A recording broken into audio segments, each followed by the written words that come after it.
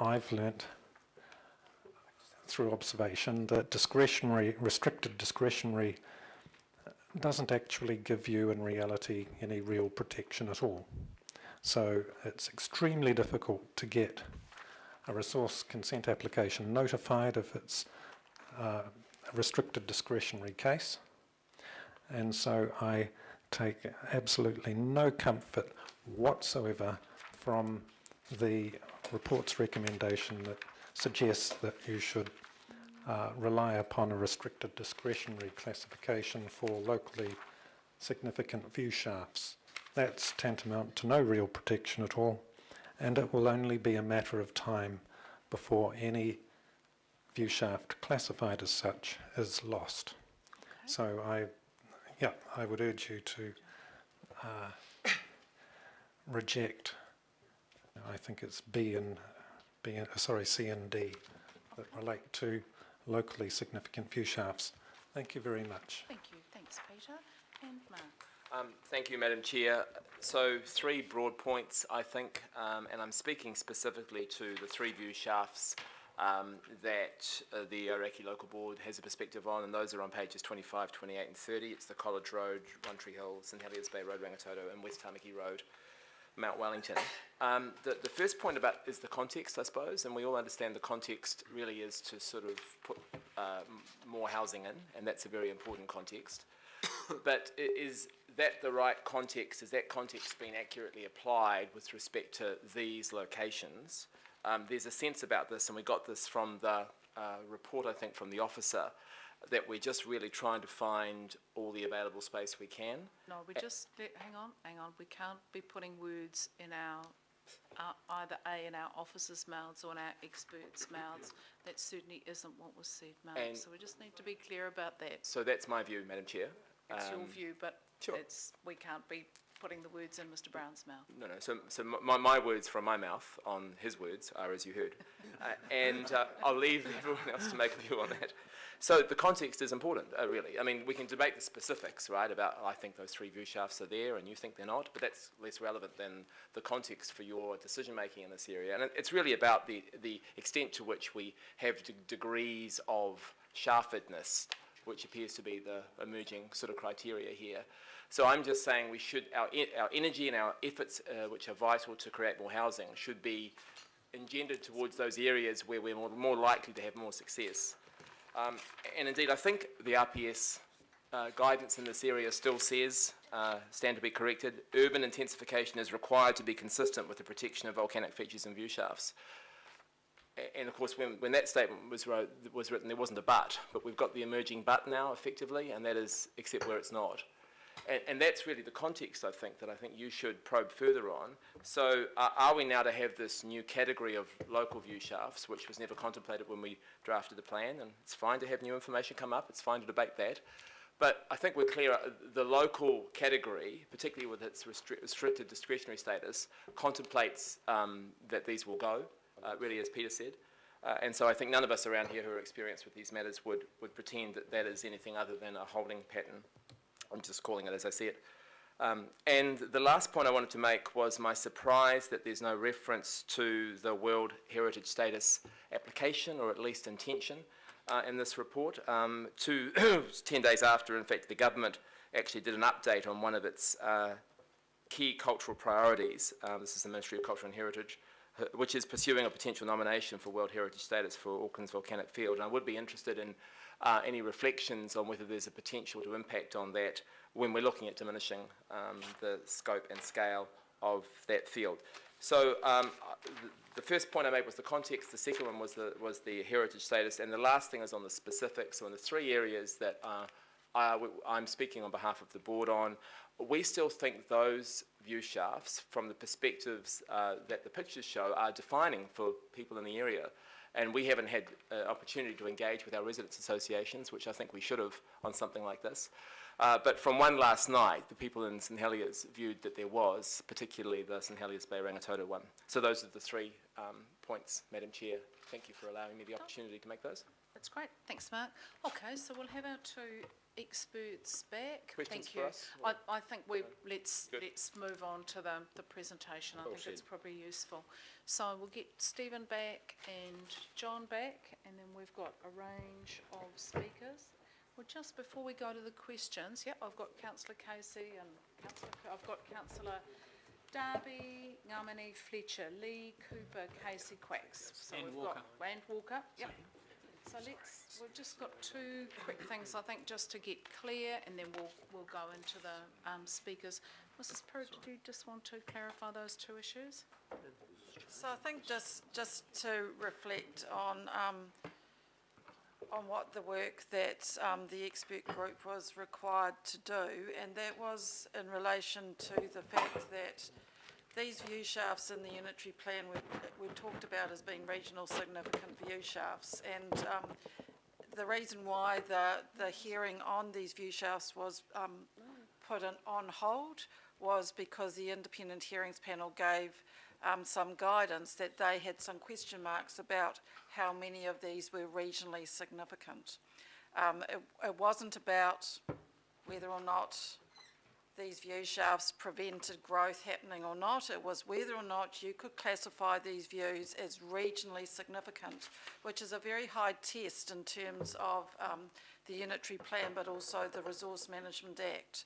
And so that was what they asked the expert group to go away and say, not whether or not these views existed or not, but whether in the mind of the landscape architects, those views could be deemed to be regionally significant. And that's really the context. It was nothing to do with growth.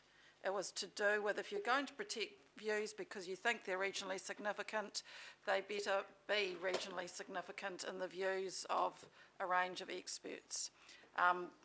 And that was the view of the panel, and that's what they asked the experts to do. You can challenge whether or not they asked the right experts, but that was the situation of it. The question around the local versus regional, we did bring this back to you in August last year when it was first raised by the panel, and we had quite a discussion then about whether or not the position of this council should be to go with the flow and investigate whether or not there should be locally significant view shafts protected.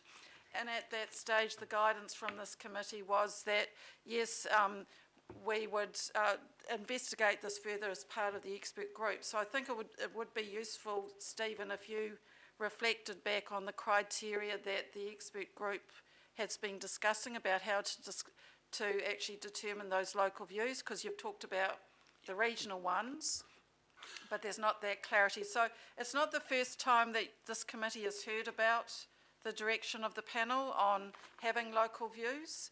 That actually came up in August last year, at which time you actually resolved to send the officers away to investigate whether or not there should be local views. Yeah.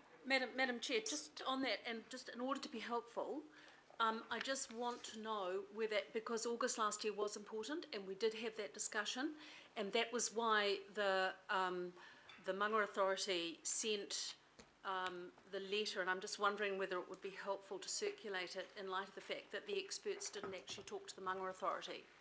So everyone's had everything from the Mangere Authority, and we just need to clarify. From the 13th of August, I didn't have it in my papers. That was circulated, that was sent to you for this committee on the 13th of August, Deputy Mayor Penny Holtz from Majuri, and that was the unanimous view of the Mangere Authority at that time. Yeah, and I we'd have to go back and check the records, Councillor Fletcher, but I do actually remember whether it was yourself or somebody else tabled that at the committee meeting, but we can go and check those. I suppose the issue for the experts group is that they're set up to consider a certain number of things. They are not charged with going out and talking with other submitters on this process. All submitters, as John said, were invited to put up experts, expert landscape architects to participate in that experts group, and certain submitters chose not to, and we can't presume to know why they chose not to. But what Stephen has been doing is working under the direction of the panel on that matter. They were not charged with going out and discussing these aspects with other submitters. which is why mediation is coming up on the 4th of April and a hearing, I think John said, in May. So we are still in this process. What we're really doing today is reflecting back where our expert has got to and his considerations of the issue, and asking for guidance about what you would like us to say as council's position at mediation. Madam Chair, just in response to Mrs Pirrott, the Manga Authority was not a submitter at that stage because it wasn't created by statute in order for the Manga Authority to make submissions. While that might be a matter for discussion later on that specific point, that was why the letter was sent to you, which was the unanimous view of the Manga Authority on the 13th of August, because the Manga Authority were not submitters at that point. And since that time, the panel has accepted them as a late submitter on those matters, and so they will be participating in the process. But it related to whether it was regionally or locally significant, and that's really, I'll have my opportunity to speak to that later. Thank you. Okay. Right, so Councillor Darby, we are going to take questions, but I note that you and Councillor Filipaina have your recommendation up there, which is fine, and I think may well be the mood of the meeting. Did you wish to hold your speaking time, or do you have a question you'd like to ask? I've got questions that allow me to arrive at that motion. So, and thank you, Stephen, for your work here. And if I may, we're dealing with outstanding natural features when we're talking about Maunga. Yes. And I just want to, this morning I've gone out and I've managed to, in an hour and a half, do site visits on, I think, 3 or 4 of these. And the first one I went to was the Fells Park. Yes. Now, your photograph, it is called the Fells Park to Mount Albert view shaft, but when I look at the point of origin is hard up on the Western Springs boundary. No, it's not. It was actually, originally that view shaft was taken from near the road that goes through the middle of the park. And in fact, the photo that I took was taken near the junction between that road and the netball courts, I think they are. In the car park? Yes, that's right. Parked there this morning. Yeah.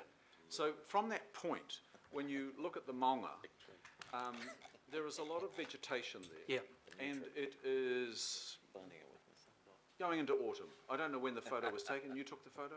Yes. And I'm not trying to, a great inquisition here, Stephen. And I'm conscious that at this time of the year, all the leaf is on the trees.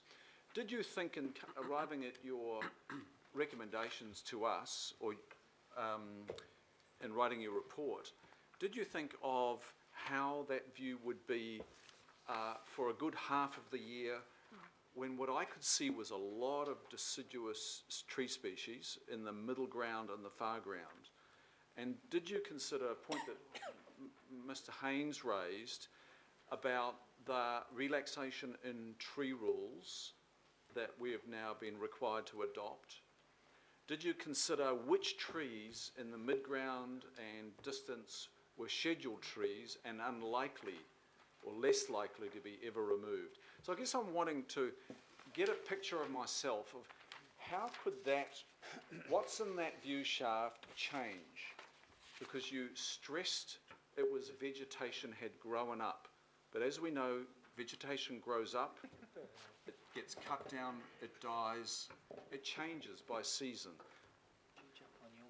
Yes, look, the point you've made is perfectly valid.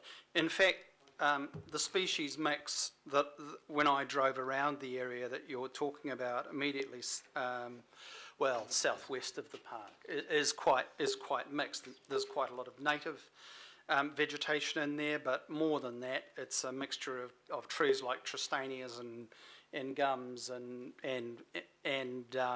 as you quite rightly say, quite a lot of deciduous trees. We certainly did not ignore that situation, and a classic example of that is, for instance, when I had to look at view 05, which is a view from Green Lane West Road to One Tree Hill, the entire southern side of that particular road is lined by pin oaks. At the moment, all you can see of One Tree Hill is part of the obelisk.